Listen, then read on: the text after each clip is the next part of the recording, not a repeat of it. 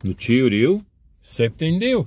Un izskatās, ka energo krīze iet uz beigām. Nu, ne jau tagad. Viņi droši vien beigsies pēc šīs ziemas. Ziemā droši vien vēl viss būs pa dārgo salīdzinoši. Vienmēr sakot, stāstu visu pēc kārtas.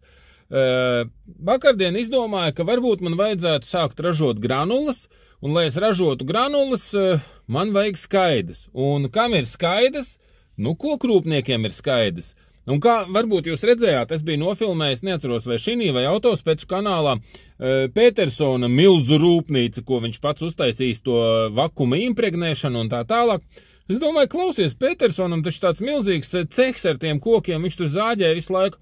Viņam jau šitās visas idejas par granulēšanām droši vien vajadzētu būt gatavām. Tā kā, nu, jo viņš ir baigais vecis, viņš tur taisa tādus salmu ruļu apkures krāsnis un koksējošās krāsnis, viņš viss ir pat tur programmatūras pat ir izgudrojis, kā ieslēdzas tās automātikas. Nu, baigais vecis, karoči.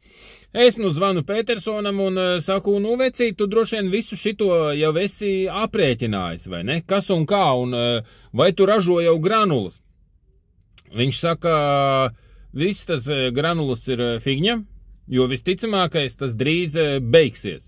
Jo, vienmēr sakot, bija kā, Petersonam bija milzīgs pieprasījums pēc koku materiāliem, nu bija tas bums, ka viņš pa dārgo varēja tur tirgot un baigā peļņa un super virspeļņa. Un viņš sāka, viņš domāja, jāuztaisa vēl viena liela, milzīga līnija, tur dēlīšu zāģēšanai, vēl kaut kas, un viņš kaut kādu daļu tās aparatūras iepirka, bet neko daudz līdz galam visu neiepirka. Viņš saka, labi, ka tā, jo pieprasījums pēc šiem te kokmateriāliem faktiski sāk kristies, viņš bija rēķinājis tur kaut kādus 300 kubus dienā laikam zāģēt vai kā, un viņš saka, ka ja es to visu būtu uztaisījis, tad vienīgais, kur es vairs to varu nākošu gadu, un jau pat tagad jau varētu pārdot, tas ir tikai uz eksportu. Respektīvi, nav vairs tas pieprasījums, tas milzīgais pieprasījums pēc kokmateriāliem nav. Es viņam saku, pagaidā, ko tu dari skaidām? Viņš saka, vot es agrāk skaidas pārdevu pa 6 eiro kubikmetrā.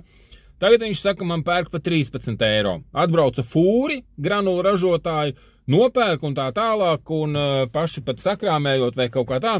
Vienmēr sakot, es saku, kāpēc tu granulas negribi? Viņš saka, oi, tur vecīt ir ar to žāvēšanu un tā.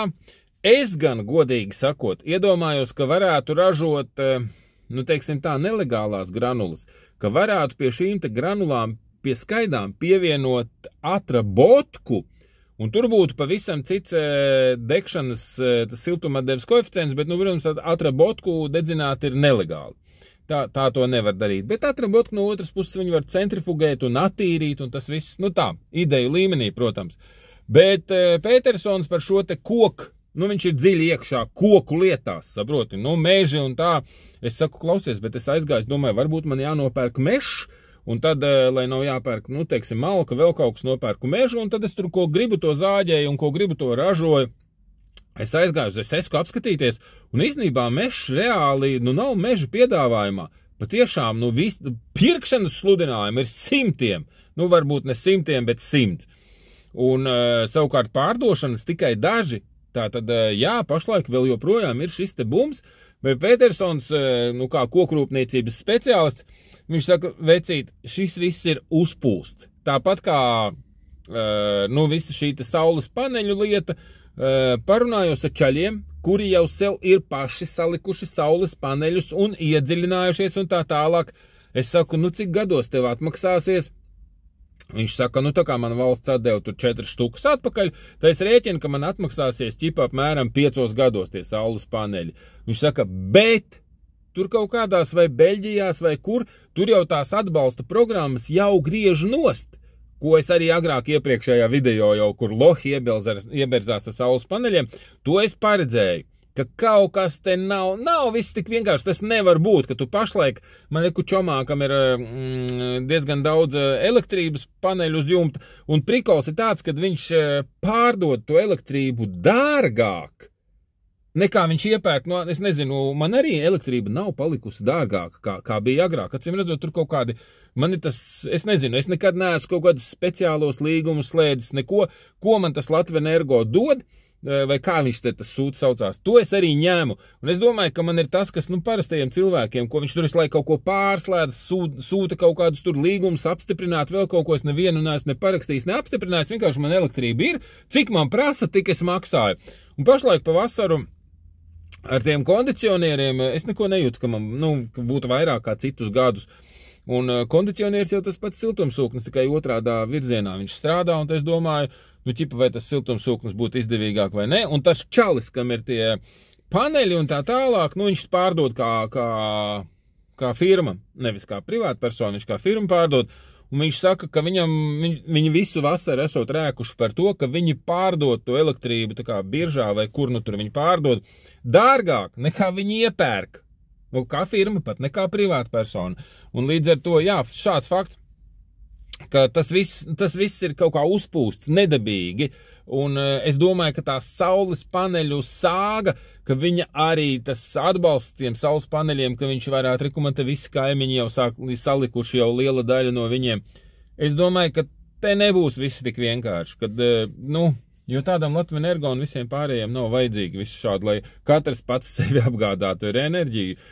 Nē. Tā kā es domāju, un apzinājot visus šos te gan saules paneļu licējus, gan tagad kokrūpnieks Petersons un tā tālāk, visticamākais izskatās, jo viņš saka, nav nekāds pamatojums, granulas, kas maksāja 150, tagad maksā 450, pēkšņi. Kāpēc? Nav tam nekāds pamatojums. Jā, tur kaut kādi šķeldi nenāk no kaut kādas Baltkrievijas vai kaut kas tāds. Tu varētu padomāt, ka mēs tikai uz Baltkrievijas šķeldu vien dzīvojam. Kādas muļķības. Tāpat te viss lokālās Zaļskaits un tas viss pārējais.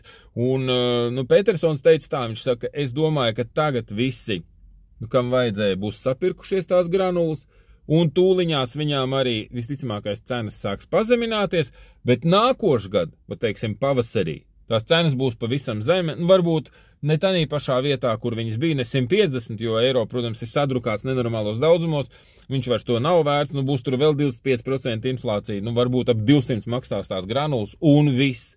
Bet nākošgad arī algas būs lielākas. Un mēs jau tagad ceļam algas, sekojam visam šim un ceļam, tā kaut kā, jo, preces veikalā tirgojam dārgāk, ko tur slēpt. Tāpat kā mums, ārzemju partneri, kas mums visu kaut ko piegādā, viņi mums piegādā, gandrīz vai visi dārgāk visu kaut ko. Ir kaut kādas lietas, kaut kāds tur motorēļas, es nezinu, ir daži ražotāji, kas ir pacēluši cenas, un ir daži ražotāji, kuri turās, varbūt viņiem ir milzīgi krājumi, tur, pusgada garumā, es nezinu. Vai ir tādi, kuriem neceļās tās cenas, bet vairumam ceļās, un mēs, protams, arī ceļam cenas, un līdz ar to dārgāka prece, tas uzcenojums būtībā nemainās, tā tad vairāk arī visi nopelnam. Lūk, līdz ar to pamatojums, es tā aprunājoties ar cilvēkiem, kuriem ir pieredze, es sapratu, ka īsti visam šim nav nekāds pamatojums, un vēl paskaties, kas notiek ar Ukrainu. Ukrainieši, Krievi pamet savus teritorijas, kuras bija iekarojuši ļoti lielā mērā. Ukrainieši, es nezinu, vai tik vienkārši viņi varētu Krievus uzvarēt. Es domāju, ka Krievi vienkārši mūk tāpēc, lai nenonāktu tur kaut kādos aplenkumos. Un ik pa brīdim dzirdam arī kaut kādas ziņas, ka tur vairs ar to Puķinu Krievijā vairs nav tik baigi tādi iepriecināti tie cilvēki, jo tas Puķins nevar iekarot to Ukrainu, kā likās visiem krieviem, ka tik iekaros un ka tad būs lielā impērija un viņi būs baigie kingi. Un tagad, ja reiz nesanāk iekarot, tad jau viņi sāk tur buzīt pret to Puķinu. Tā kā visādi var būt. Un tās Krievu armijas daļas, kuras tur Ukrainā tagad aizbēga atpakaļ uz Krieviju pār robežu, tur nekur nav izslēgts, ka tās viņas neies vairs karot uz turien, bet viņas var iet uz otru pusi karot, sākt kaut kādu bunti vai kaut ko tam līdzīgi, kaut kādas. Tā kā to visu nevar zināt, bet izskatās, ka šī te krīze, viņa visticamākais būs, uz šo te vienu ziemu mums šī te saucamā krīze, vai sauciet kā gribiet, energo krīze, būs. Tad šo te ziemu, tiem, kam bija tikai, nezinu, kas bija kas katru mēnesi kaut kādā veidā maksāja par gāzi pēc patērētā vai vēl kaut kā, vai es nezinu, vai granulas nebija laicīgi iepirkuši vai kā, nu tiem varbūt būs grūtāk šī ziema, un kuriem nav, teiksim, tur bankas kontā ir zero, kuri visu laiku maksā par kaut kādiem leasingiem, par saviem GL Mercedesiem vai par kaut ko tādu, tiem būs grūtāk. Bet pēc tam visticamākais viss atgriezīsies normālās sliedēs, nu, tā teikt, būs antikrīze, viss atripos atpakaļ. Jā, daļa būs salikuši šos te saules paneļus uz jumta, un es esmu diezgan skeptisks ar to izdošanos. Es domāju, ka tur tie mūsdienu paneļi, tie nav nekādi tie paši paneļi, kas ir Vācijā, teiksim. Mums ir kaut kādi ķīniešu parodijas, un vai viņi tiešām ies tos 25 gadus un 30, ko iet vecie paneļi monokristāls, kas bija Vācijā. Es pieļauju domu, ka īsti tā nebūs, jo tur tagad jaunos Ķīnas paneļus tur līmē ar kaut kādām līmēm tos fotoelementus kopā, viņas pat vairs nelodē, un reklamē to it kā tā tehnoloģija būs ilgmūžīgāk, bet visticamākais, ka tie paneļi tā arī uz 10 gadiem kalpos un viss. Pēc 10 gadiem tev vajadzēs pirmkārt viņus utilizēt par kaut kādu naudu, kas visticamākais nebūs maza nauda. Jo, piemēram, nu tā liekas, es kaut ko tur lasīju, liekas, ka nē, tur nekas daudz nebūs, tur būs par paneli, nezinu, daži tur eiro vai kaut kā tā. Skaties, paņemam paralēli, tu iedomājies, zini, cik mēs maksājam par atrabotkas utilizāciju starp citu. Mēs maksājam eiro litrā gandrīz vai. Saproti? Tas, nu, tā legāli.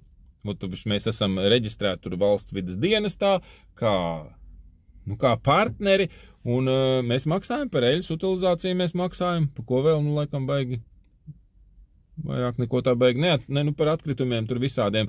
Nu jā, tie bīstami atkritumi saucās, un jā, līdz ar to es domāju, ka jā, cilvēkiem būs jāmaksā par tiem saules paneļu utilizācijām, un tā, nu, tā kā tas viss tā, bet šis video par to, ka krīze tādā izskatā kā pašlaik visticamākais, ka novilksies tikai šo ziemu un visticamākais, ka ies uz beigām. Jo līdz ko kritīsies cenas granulām, tā visāds Latvijas gāzes arī nevarēs turēt šo te mākslīgi sapūsto cenu, un viņi arī, es domāju, metīs to cenu zemē, jo, ja granulas būs lēti, nu tad kāpēc, lai kāds lietotu gāzi? Jo granulu katlu ļoti viegli nomainīt un viss, un kurina tālāk granulas.